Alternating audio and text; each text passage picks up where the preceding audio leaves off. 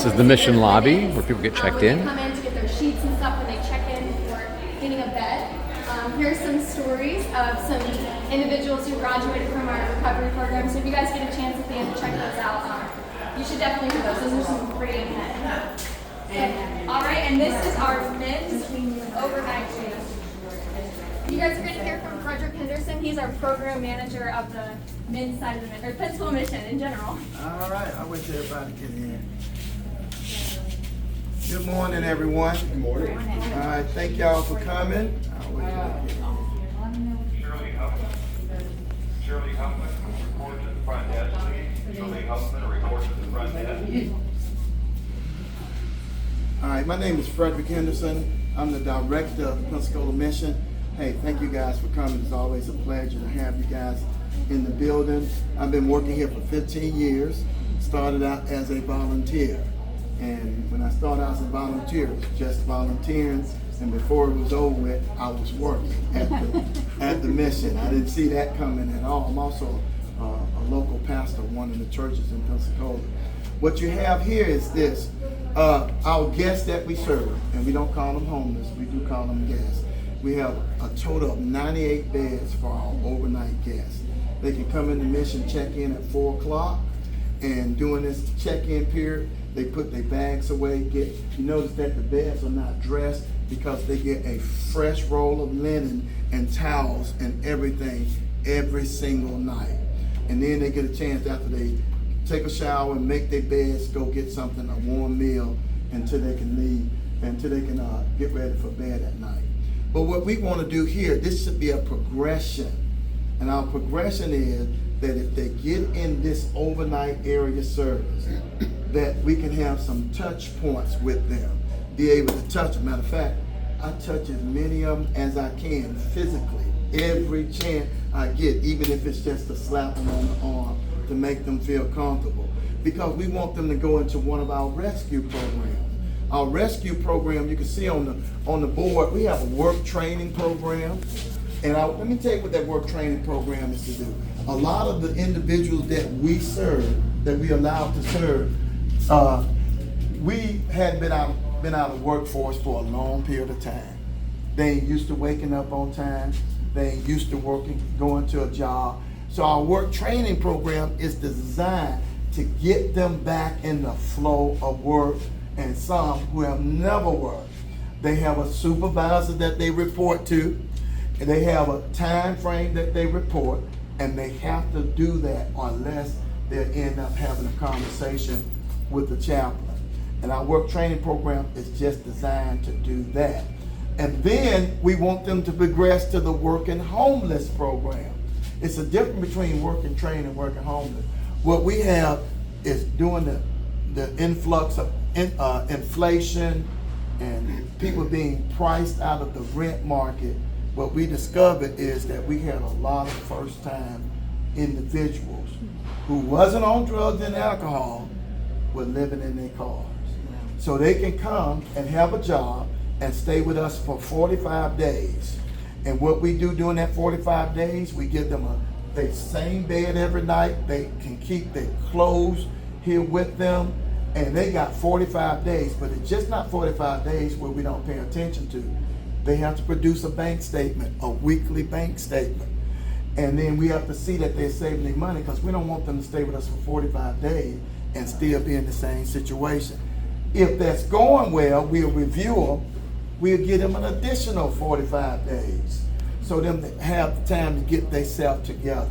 What we want them to do is be able to afford getting back into the market, and hopefully by the time they do that, some of these prices will go down. But we got a chronically homeless program. We got a veterans program. We got 2 veterans at the moment. We work with Veterans of America. We work with 90 Works and these agencies to get them placed, and they do a very good job of getting our veterans placed. The majority of them is going within the first 45 days, but sometimes it takes a little longer for that. And then finally, we have what we call an addiction recovery program. What that program is designed to do is for people who are dealing with opioid addiction, alcoholism, crack cocaine addiction, and some dealing with other addictions that are not drugs. We have a year-long program. The first phase of that program is in this building through those doors. We have 24 beds for that addiction program beginning phase. They'll stay over here 3 months, and then they'll go to a undisclosed location, which is on our building. Our addiction recovery program is a in-house recovery program. They cannot leave the building. When they leave, they go as a group to church, and then they do community activities, giving back and things like that. But they are always together. And over there we have 18 beds for that. And then after they leave, if they do 3 months there and they're successful, they go to our transitional housing. Some of our transitional houses, I guarantee you, all of us would be glad to live in. They got hardwood floors. They're a really nice transitional home. But they do pay a program participation fee. Remember, we got to get them ready for paying rent now, but it's a very small amount because they still got to get right with child support. They still got to get legal issues done, and we want them to do that under our umbrella. So by the time they get out, they'll already be used to doing the things that we need for them to do. Wonderful program here. Like I said, I do pastor church. I've tried to quit this place 100 times, and the Lord won't let me, and my spirit won't let me. So what I've done is I married the two together, our church and the mission. They are married. Some of the guys come to our church, and our church come here sometimes. So just a wonderful place to be. So with that being said, are there any questions for me? What can I ask y'all a question? What do you think is the greatest obstacle getting them from just the overnight program to one of the other programs? I would say an obstacle of dealing with habits. They have a habit of doing what they want to do, when they want to do it, and having responsibilities. So the obstacle that we face is conversation. We got to get them to have a conversation with us. They are so used to not having authority figures, and some of them don't want. Of course, I work with the homeless subcommittees in town. I work with trying to get people out of homeless camp. Waterfront has an outreach program where we go out and talk to them, and they don't like authority. I'm just gonna tell them. They'll tell me all the time, I know we gotta leave this camp, but I say, what is it that you guys want? What can we do? And they'll say, well, Pastor Frederick, we just want to be left alone. But in those camps, some things go on that shouldn't go on. Mm-hmm. There's crime in those camps. But guess what? When you have a relationship with them, they'll let me walk all the way back through the camp. They never say, they won't let everybody do that. But we have relationship. So we can get the relationship piece right when they're in this phase. Mm-hmm. Maybe we can get them to go to the next phase. Does that make sense? It does. All right. For how many of them is drug and alcohol a problem? Well, many of them. Now, if you ask me on my data would say over 75% of them have a drug or alcohol problem. But some of it is due to mental illness. I know we get tired of hearing that, but there's a lot of mental illness. I deal with it on a regular basis. Some of it is due to mental illness, that the drinking and alcohol is the problem, because they are trying to not hear voices, they are trying to not be paranoid, so they drink, they use drugs and alcohols to cope. So we have to give them other things to cope, to help them cope, which is also spiritual, because we are a faith-based program here at the Waterfront. Any more questions? All right. All right. Thank you guys for coming. Thank you for what you're doing. Great information. Thank you for your passion. Thank y'all so much. I think I know this guy. The one. I don't know how much you already told them. Just a basic intro to it, so you can get the details. Okay, so, just taking pictures of it out of the way. So basically, the thing is, you know, the patients are in the hospital, they get out of the hospital, they're well enough to be discharged, but they're not well enough to be sent back out on the streets or in a shelter. They still need rest, maybe they still have IV medications that they're needing to have done, things like that. So if it's a participating hospital, and what I mean by that is there's already an agreement in place between us and that hospital that they know what we require of them, we know what they require of us. So if there's already an agreement in place, then we can accept those patients to become our clients. The goal is to get them in here for respite and then hopefully transition them into one of our internal programs that can help them with housing, employment, things of that nature. If for some reason they don't qualify for one of those programs, then hopefully I can communicate with the hospital social worker or someone outside and get them placement somewhere else, hopefully. So the doctor will, or the social worker, the nurse, or the doctor, whoever it is taking care of that patient, will call the Eureka phone number. I'll answer it, and I'll either approve that client to come in or deny that client's approval. So if I have to deny them, hopefully I can get them another place to go. But if they're approved, they'll come in. Referrals happen 8 to 4, Monday through Friday. Hopefully that will limit people just being dumped in our parking lot or in our front yard in the middle of the night. And that is in the agreement as well. So they are aware of that. So when they get here, if they need medical care, some type of medical care like home health, wound care, things like that, those people can come in and provide those services for these clients. They will not receive medical care here. We do not have a medical staff. But like I said, they can come in and physical therapy, wound care, home health, things of that nature can come in. And the hospital, most of the time, hopefully they should go ahead and set those things up for them. If for some reason they can't do that or it's not done, then I can do that for them as well.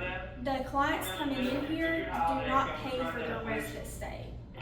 Okay, they don't have to have insurance, things like that. It's completely free for them.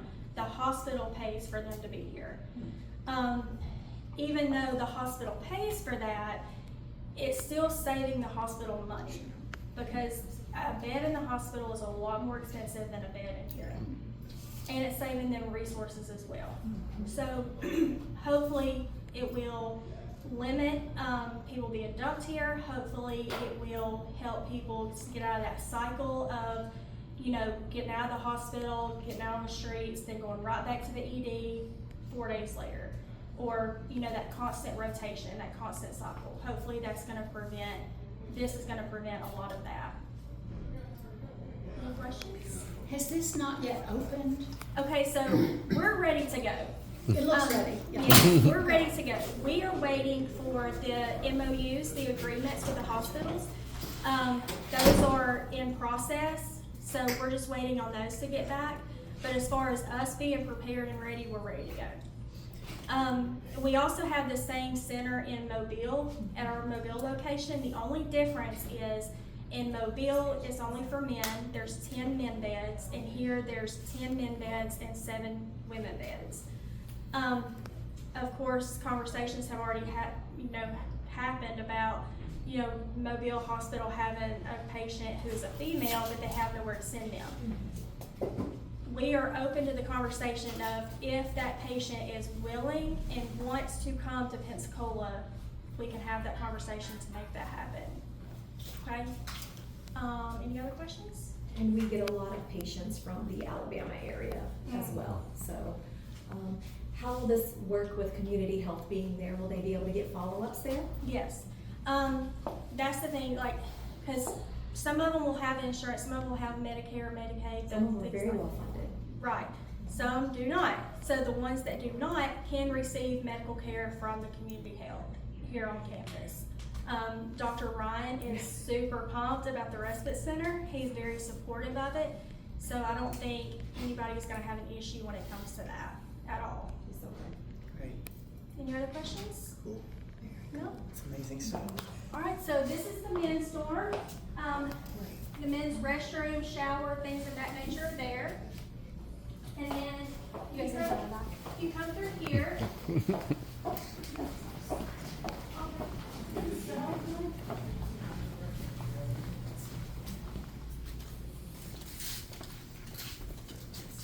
This is the women's dorm. There's 7 women beds. That door is normally closed. It's a fire exit, so it's normally not usable. But the women's restroom is right outside, and you may think, well, why is their restroom so far away? Well, they should be ambulatory when they get here, so going to the restroom should not be an issue for them. So this is the women's. Like I said, Mobile doesn't have women's, but they do have the 10 men beds. And this is all relatively new. This is for post-hospital, right? That's what you're saying? Yeah, so the client will be at the hospital and get discharged from either the ED or the hospital itself. And then the social worker or nurse or physician will call Aruka and give them the information on that client to come into respite and get them, refer them to us. When's it going to start? We're ready to go, like I said. We're waiting on those agreements, so as soon as those are taken care of, we'll be good to go. Any other questions? This is great. Mm-hmm. Yeah, I'm really excited about it. I think y'all are gonna go on Do you this have one. a card I with the do. number for rest of the? There you go. The only reason, because we've had. Women's dorm. We're very proud of it.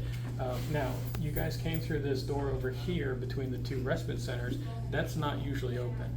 One of the very first things that we addressed was security and safety for the women. And so this entire wing of the admission is completely secured with badge access, video cameras in the various areas, so that we can make sure that the women are safe and secure when they're in this dorm. So when you all leaving, we'll turn the alarms back on. So if anybody tries to go through that door or that door is not a fire door, but that one has badge access. The alarms will sound, so nobody can get in here without us knowing about it. So behind you are the 2 overnight shelter dorms for women that have. Thank you. These are our overnight shelter dorms for the ladies. These are for the ladies that have not decided to join a program yet. And so this is very similar to what we do with the men on the other side, because we have a standard approach to helping individuals experiencing homelessness. And so we want to make sure that we're doing everything we can to be also very efficient with our resources as well. We did hire a ton of women for this program. We have 6 new employees just to take care of the ladies on this side from the various hours during the week and of course on the weekends. We have a program dorm up here that has 14 beds. We currently have 8 ladies that have made the decision to join one of our programs. We're doing work training. We have working homeless and veterans program. So of those 8 ladies, they are working plans that we have in place for them so that they can move to that next level of success, whatever that level needs to be for that individual. Any questions so far? Well, it's not a whole lot to look at, but Yeah, but feel free to step in if you you're guys welcome wanna to check go it in out. there. We have taken Recently on- renovated here.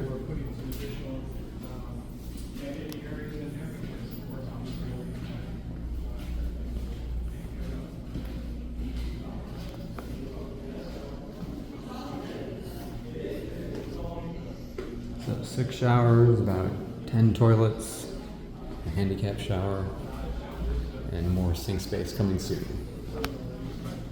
The first 10 nights, for this is for men and women, of anyone that comes to Waterfront are free. So it's 10 consecutive nights. So if they leave after 3 days, they come back, they do have to start paying that $10 immediately. But that just kind of gives the ladies and the men an opportunity to, possibly join a program, have those conversations to find out what their needs are and how we can best assist them. And we might refer them to another organization if we're not the right fit, or we'll refer them to an internal organization, an internal program where they can get those life-changing tools that'll help them toward sustainable housing, permanent job, things like that. However, if they do join a program, it is free. But if they want to just stay in the overnight dorm until the end of time, they can, but they do have to pay that $10 fee. But our goal isn't for them to stay overnight for the rest of time. It's obviously to get them connected to those resources that are going to help them in the long term or long run. So. So what's the relationship between the 45 days and the till the end of time? So the programs are typically about 45 to 90 days. Okay. However, if they're just staying in our overnight shelter, we don't limit that. Okay. They can stay however That's long men they and want. women or just women? That's for men and women. And Okay. we've actually had some individuals who have been here for, I don't even know, the last 20 years because they Charles Robinson and Daniel Etheridge, please come to the front desk. You have messages. Not quite Charles 20 years. Robinson and Daniel Etheridge, if you're in the building, please come to the front desk. You have messages. So some are sort of long-term, some are temporary, some are in programs. Right. So as Frederick mentioned, whenever we were in the men's overnight dorm, unfortunately, a lot of these individuals just have such a hard time breaking those habits that they've just been so used to. So for some of them, they don't want to seek help, and we can't force a program on somebody who doesn't want to achieve that sustainable life change. But we are here, available as a resource for those individuals who have been here for years and then decide one day, you know what, I actually want to turn my life around and change.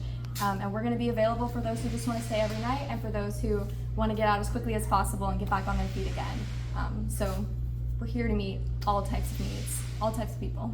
When they're staying overnight, can they stay here during the day, or do they have to be out during the day? So, yeah. Oh, sorry. Do you want to speak to that? You know what? I'm not running this tour. She's running this step out of there. Yes, they can stay during the day. So we have day services Monday through Friday from 8 a.m. to 3 p.m. We do close for an hour from 7 to 8 just to kind of reset the building. So the overnight guests, they do check out and they have to check back in. Those who are in programs, however, they can stay indefinitely during the day or during that like check-in or reset time. But we are available 8 to 3 for even people who don't even want to stay overnight. They just want to come and receive, a free lunch meal or do their laundry, get a shower, things like that. We are available as a day shelter for those.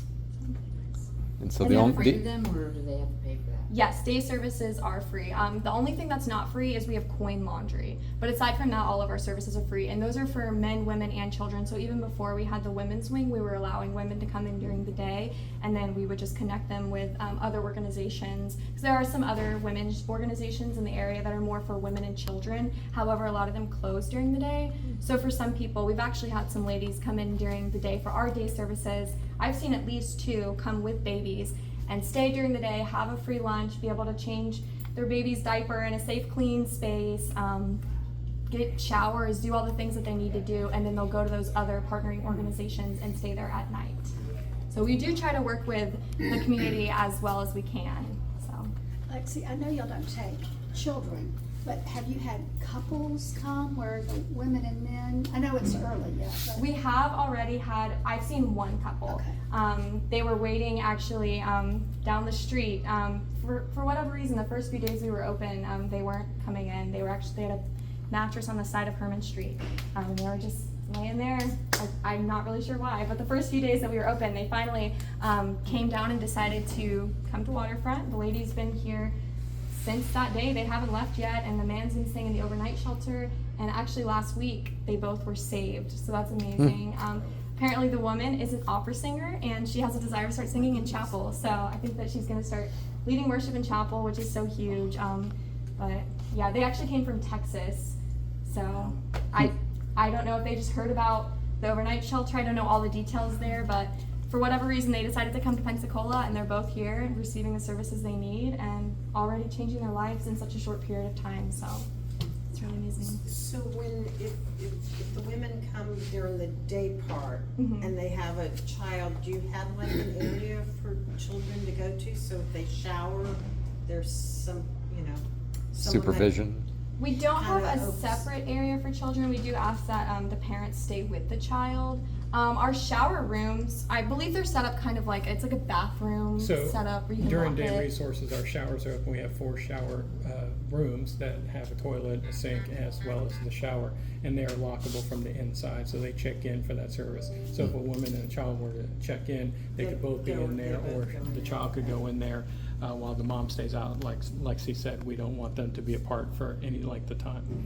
Right, and that's what usually happens is they'll just all go in there together. I've not noticed an issue with the children just being on their own. Typically the moms want to stay with their child, especially in an environment like this, just because the people that come in during the day, they're fresh off the streets. You have no idea what they might be on or if they're dangerous. Obviously we have security and we do try to monitor those things, but most moms are not going to want to keep are going to want to keep their children close to them if possible.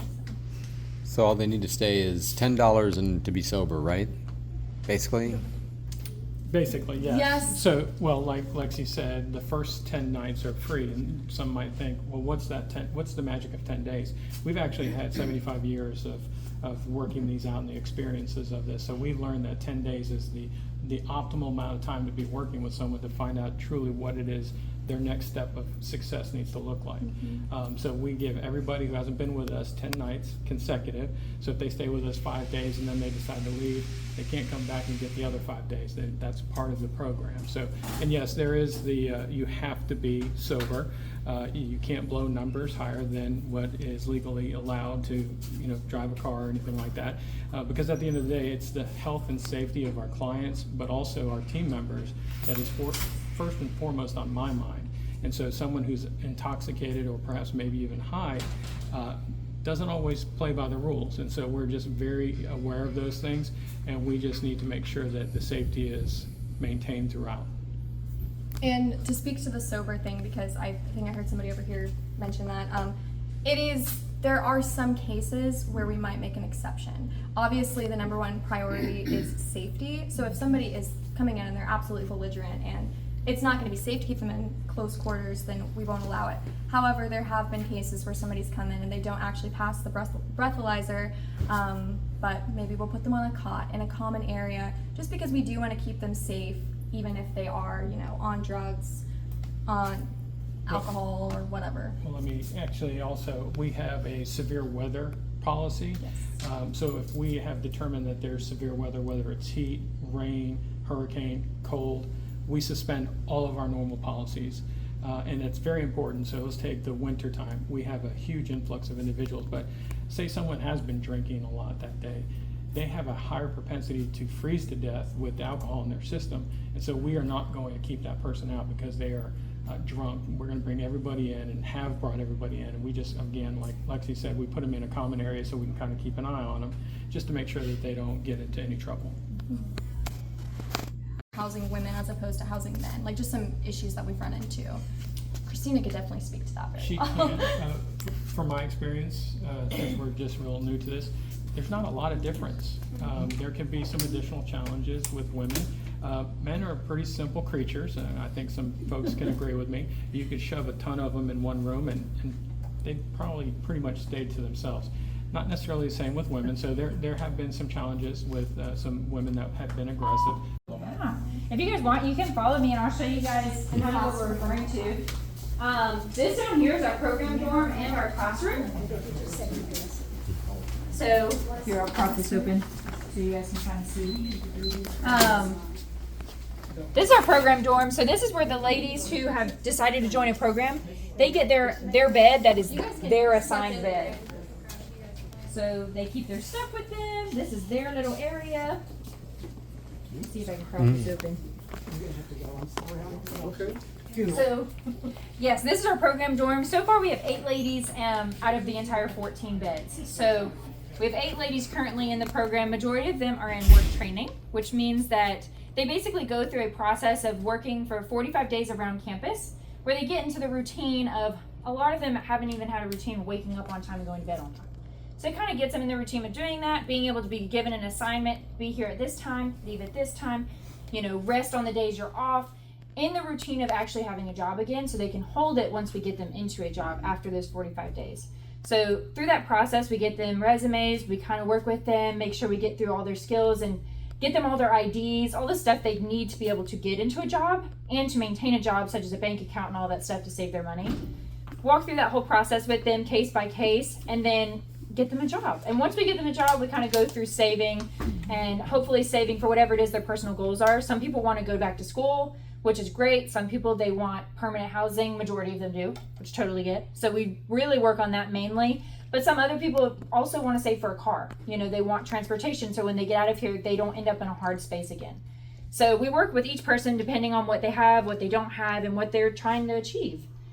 So when they're going through this process, it's 45 to 90 days, but it just depends on how long it takes, bless you. Pardon me. So if someone takes, Pardon me. so if someone takes, if they're going through the process, they're meeting their goals, they're meeting with our chaplain every week, they're doing everything they're supposed to do, and it takes maybe an extra month to be able to get them permanently placed in an apartment that is going to actually work for them as far as their income and all of that stuff, then we will absolutely extend it. There's nothing, we say 45 to 90 days to kind of give the women an idea. They want to know, is this like 2 years? How long am I going to have to stay here? So the requirement's 45 days minimum, but we just kind of say that to give them an idea of how long this process can take so they're mentally prepared. But if they need extra time, which tends to happen, that's completely fine. Once you've joined a program, we're willing to meet you wherever you are. Whatever you need, we try to provide it because we want to help you. You've committed, you want to change. We're trying to be the hands and feet of Jesus to provide whatever you need to be able to make the change, But yeah, so this is the whole part of this portion of the dorm. They get to keep their stuff with them. We give them the little gray comforters and sheets. But the goal is to be able to allow them, once they start making money, to go get your own comforter, something that makes you feel like this is me. Make it your own. Like that's their bed, and that's a huge deal for them to be able to have something that they can call their own. Be able to keep their stuff with them, which is vastly different from the overnight. The overnight they get a bedroll from us that's the same as everyone else. They check all of their things in because obviously you never know. You don't want someone taking your stuff because you don't know if they're even going to come back the next day. That's just to provide immediate shelter. This is to be able to walk through this journey with them and kind of make them feel comfortable. So if you guys want to come not over kids, here, right? Just No. single women. Okay. no kids yet. Just because we're not set up for that, we want to make sure. It took us a long time of planning and preparing to get ready for the women and make sure that we were suitable for them. But because we house men as well, we're very hesitant on making sure we're always being wise and who we're allowing to stay here, making sure they're safe, making sure they're secure, and just being good stewards of that.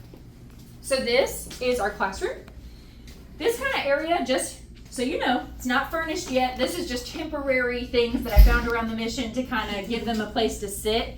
But this whole room will be redecorated to have more seating spaces for the women, desks and stuff for them to actually work in. This whole portion is really, the main goal is to allow a space for the program ladies to come. And if they need to color, we got them coloring books, some coloring pencils, reading, puzzles. Being here, yes, while they're working on themselves, they're always busy. But there's going to come times just like how we face every day where you just need some time, just to take a moment for yourself and just get back into a headspace of knowing, I'm here temporarily. I can do this. I can get through this, especially because a lot of them do suffer with mental health issues, anxiety, and other disorders that they have a hard time coping with when they're going through this process. They don't know anyone here. And that's also the goal of this space, is to, yes, have classes to be able to teach them how to cope with these things, but also the goal of the classes. And like, for example, we have Alicia Tappan who wants to do like hour-long retreats with the women, to have them come in here. And the goal is kind of to have them build bonds, have fellowship with each other, to where when they're going through this process, they can support each other, they can go through it together, and they can start not walking alone. And that's also another big part. When they join a program, we have them go to church every Sunday. That's part of the contract, to make sure at the end of this, we want them to be able to have roots in the community. When they leave here, we won't be able to go with them. Of course, I'd love to stay in touch with every person, but at the end of all this, years down the line, there's going to be hundreds of people that have come and gone and have done great things, and we'll always stay in touch, but we won't be able to stay in touch daily the way that someone would need to have someone walk through life with them. So that's why we require that, so they can go and they can start making those connections early from day one of being in the program. So when they leave here, they have somewhere they can go. They have people surrounding them who are actually supporting them, who if they need anything, they can be there for them. Because honestly, surprisingly, the biggest thing, yes, they don't have food majority of the time. Majority of the time they don't have the resources they need. But the biggest thing that majority of them don't have, which is why they've ended up where they have ended up, so they didn't have support. They didn't have the people who were there for them, who should have been there for them. And because of that, that's why it's a huge deal for us to be here and be those people for them. So that's what me and the chaplains and the entire staff, that's kind of what our role is to walk through life with them, be the support they need. Other than that, they're doing it all on their own. We're just guiding them, being the person to walk with them. Yes. Can you talk about capacity, like across the various things that you offer? Are you able to help more and there's not enough demand, short on capacity? Is it different based on which kind of service you're offering? So right now, the most women we've had overnight is 33. When we first started, like the first couple of days, I think the first night we had around 12 women stay overnight. 14.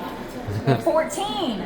But the biggest amount we've had so far is 33. So it's quickly growing. I mean, this is week 4. It is getting big fast. And we've already started having those conversations of what happens when the program dorm fills up. Where are the women going to go? We want to be able to offer those programs. As far as like overnight, what happens when it fills up?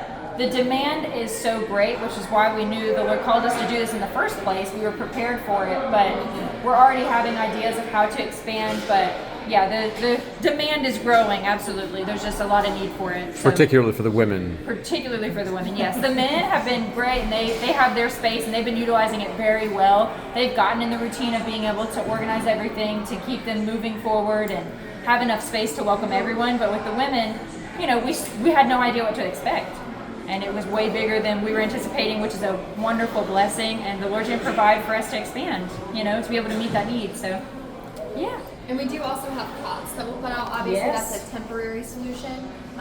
But we have over 200 cots that we'll put out for overflow for men or women. And we use those a lot during the emergency weather nights. And do they typically have no income other than maybe some kind of government assistance? Do they have jobs? Do they panhandle? All of the above? All of the above. Okay. Some do have jobs. A common misconception is that homeless people don't have jobs, but some of them do, which is why we have our working homeless program for those individuals that have a job but just don't have the income yet to be able to afford a house.